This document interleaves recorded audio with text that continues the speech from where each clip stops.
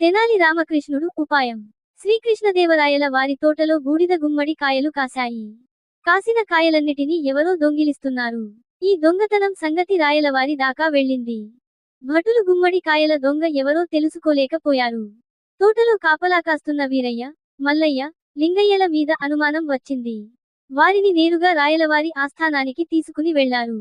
ఆ కొలువులో వికటకవి తెనాలి రామకృష్ణుడు కూడా ఉన్నాడు. రాయలవారు ఈ సమస్యను వికటకవికి అప్పచెప్పారు. రామకృష్ణుడు ఆ ముగ్గురిని పిలిచాడు. మంత్రించి ఇచ్చానని చెప్పి ఒక్కొక్కరికి ఒక్కొక్క పుల్ల ఇచ్చాడు. ఎవరు దొంగతనం చేస్తే వారికిచ్చిన పుల్ల మరుసటి రోజుకు 1 అంగుళం పెరుగుతుందని చెప్పాడు. జాగ్రత్తగా మరునాడు ఆ పుల్లలను తీసుకుని రమ్మనమని కూడా చెప్పాడు. ముగ్గురు ఇళ్లకు వెళ్లారు. మల్లయ్య తనకిచ్చిన పుల్ల ఎక్కడ పెరుగుతుందో అని భయపడి 1 అంగుళం తుంచాడు. ముగ్గురు తమకిచ్చిన పుల్లలు తీసుకుని ఆస్థానానికి వచ్చారు. ఇద్దరి పుల్లలు అలాగే ఉన్నాయి. ఒకరి పుల్ల విరిచి ఉండటం రామకృష్ణుడు గమనించాడు. దొంగ దొరికిపోయాడు. అతడు తాను ఎలా దొరికిపోయింది తెలుసుకున్నాడు. సిగ్గుపడ్డాడు.